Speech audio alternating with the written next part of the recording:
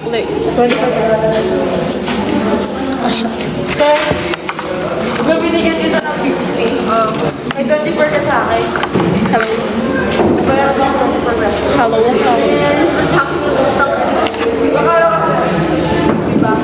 Second year. Alam mo yung binigyan ako ng progress.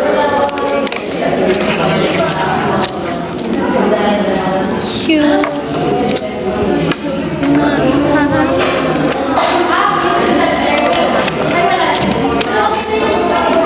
May papasite ako sa inyong lahat.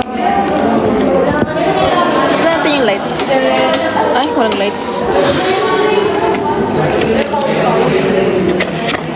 Sana hindi maano na TikTok.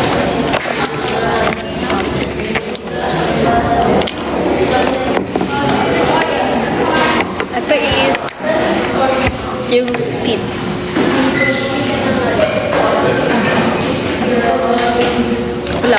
Walang galaw.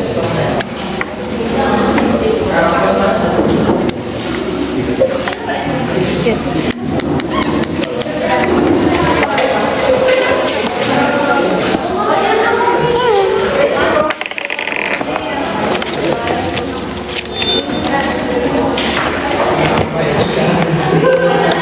Hindi pa nagagamit, di ba? Halatang di nagpapas.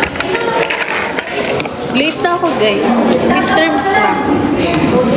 Hindi pa rin ako nakapag-clinic. Follow ko to sa IG. Follow mo. Andun lang sa bio. Look at my bio. What year? Second year po. God, okay lang yan. May finals pa. Ano? Clutch ko yan. Nishida, di ba mutual tayo sa IG?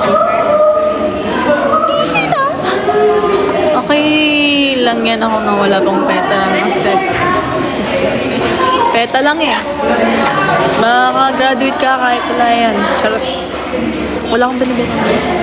Follow nyo guys. Yes sir. Tagal mag-practice artificial justice. 5 lang naman. Hello guys. Ba't biglang dumami naman yung nanonood? So, kailangan ko ng patient care. Next week or next year.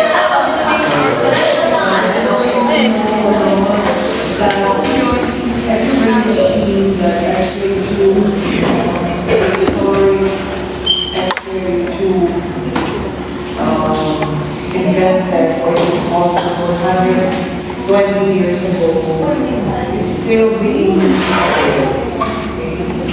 So even if you have modern X-ray or imaging devices, the heart of that machine or the brain of that machine is still the candle for the X-rays.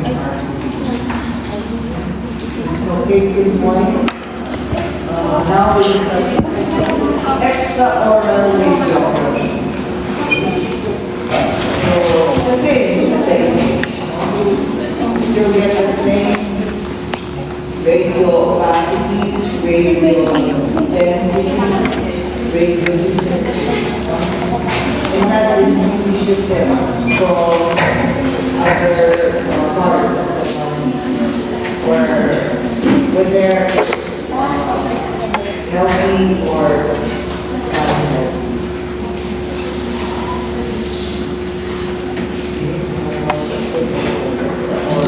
Sa baba. Kumuha ng yan. Wait lang. Wait mo si Yuan. Diyan ka lang.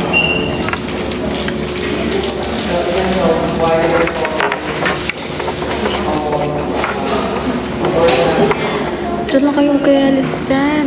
Ay. Here.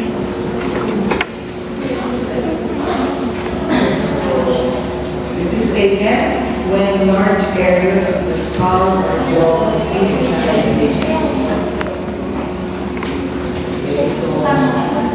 So very young patients.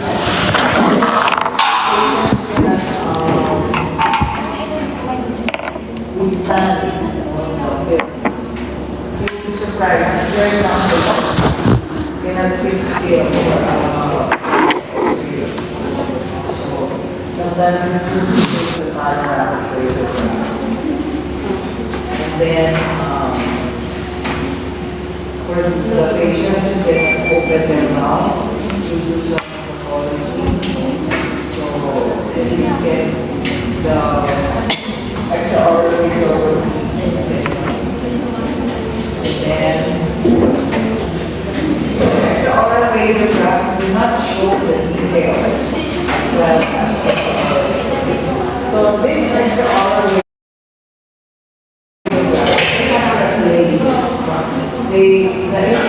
they just complement the intraoral but they do not replace. Okay, sure, you can see all the needs of the quality of this but it's not in great detail. Sometimes or the doctor will order for a camera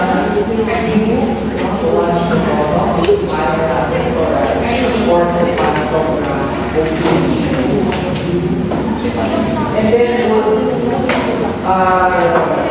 still request for it's very important.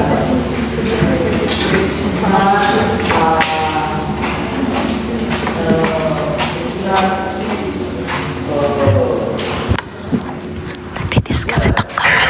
it's not that it's not sophisticated, but it's still applicable to modern day items. Although it's digital format or analog format, but still it plays a very important role in diagnosis. Extraoral radiographs are very useful to evaluate large areas of the scalp and jaws that are not adequate for detection of subtle changes. Okay? Take note, they are not adequate for detection of subtle changes, such as early signs of dental caries or periodontitis. EM. So, we may take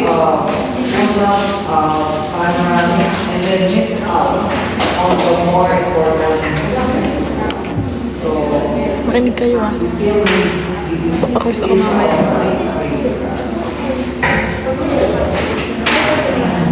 Okay? So, you see the number 2 film? I actually raised the number 2 film, right? Pero unfortunately, instead of proceed with the exercise, proceed with the sana malalaman nyo yung proseso for image creation is developing, rinsing, fixing, washing, drying. Okay, so these are the 5 steps. If we do not have the razor, we cannot get the full image. Okay, so the film, the entire group of film is wrapped in lead foil for protection. So if you're wondering, lead is impenetrable to X radiation. Tagal niwan. Then, Maglalive ako ulit. End ko lang. Paputa ayaw pa ma-end. I don't know what I did, but it's okay.